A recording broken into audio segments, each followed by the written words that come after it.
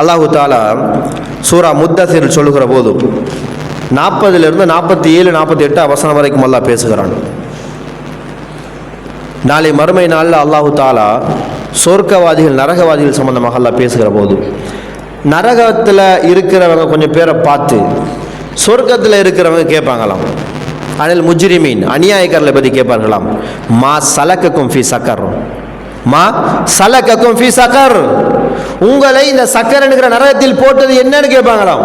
ஏன்னா ஊரில் அவங்க தான் இபாதத்சாலி, ஊரில் அவங்க தான் கொள்கை பேசியவர்கள், அவர்கள் தான் நியாயம் பேசியவர்கள், நான் தான் சரியென்று இருந்தவர்கள், அவங்க நரகத்தில் இருப்பாங்களாம்.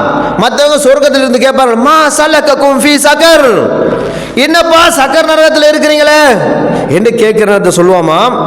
காலு நரகத்தில் இருக்கிற சொல்லுவாங்களாம், லம் நக்கு மினல் முசல்லீன், நாங்கள் தொழுகையாளிகளோடு இருக்கவில்லைன்னு சொல்வார்களாம். நாங்கள் தொழுகை கடமை என்று பேசினோம், தொழாதவர்கள் முஷ்ரிக் என்று சொன்னோம், தொழுகையில் பிதஅத் என்று பேசினோம், ஆனால் நாங்கள் தொழலன்னு சொல்வார்களாம்.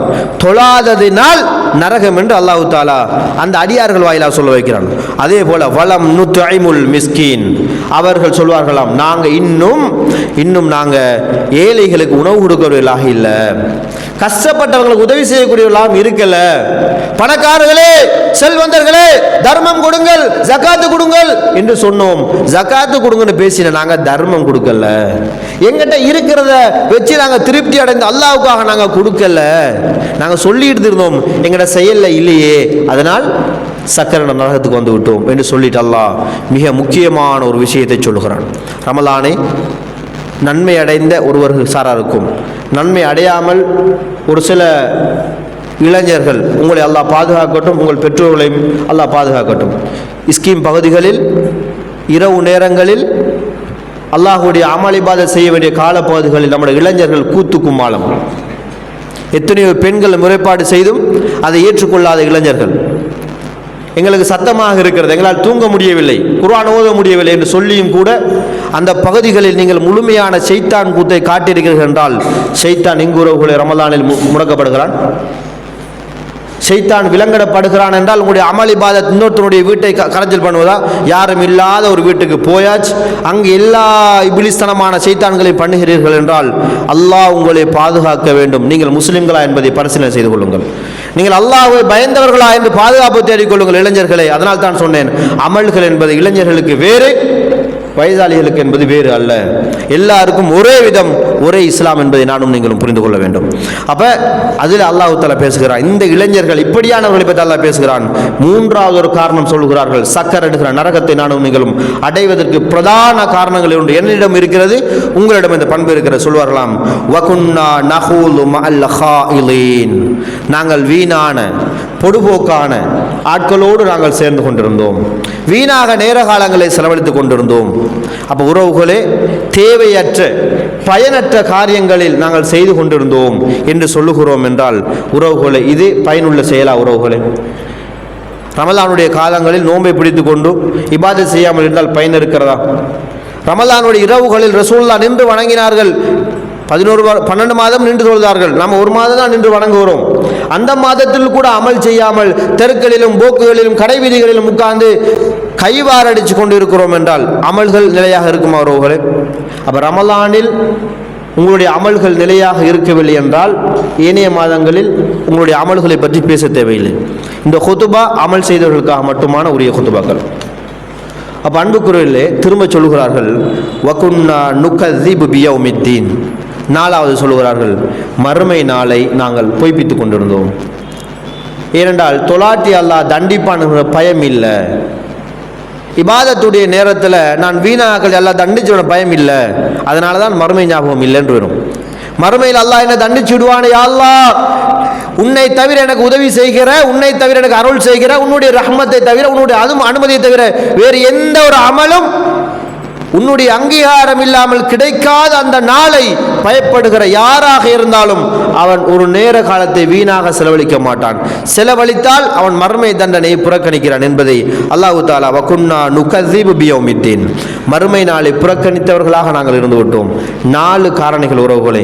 இந்த 4 காரணிகளையும் சரியாக புரிந்து கொண்டால் நானும் நீங்களும் ரமலானுக்கு பின்னாடி வருகிற காலங்களிலும் இப்ப என்ன அமல்களை செய்கிறோமோ, இப்ப என்ன புரிந்துணர்வோடு அல்லாஹ் நோக்கம் நெருக்கமாக இருக்கிறோமோ, அமல் செய்ய வேண்டும் ஆசை இருக்கிறதோ, தர்மம் கொடுக்கிறோமோ, இஃப்தார்கள் செய்கிறோமோ, சஹர் செஞ்சு கொடுக்கிறோமோ, ஆக்களுக்கு ஃபித்ரா கொடுக்கிறோமோ, அல்லது நன்கொடைகள் கொடுக்கிறோமோ, ஜகாத்துகள் கொடுக்கிறோம், இந்த எல்லா அமல்களும் ரமலானுக்கு மட்டும் உரியது அல்ல, ஃபித்ராவை தவிர.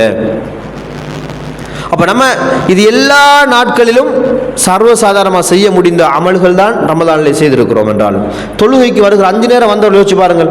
உங்களால் பாங்கு கேட்ட உடனே அல்லாஹ்வுடைய மஸ்ஜிதுக்கு வர முடியுமாக இருந்தால் நிச்சயமாக ஏனைய நாட்களில் வர முடியும்.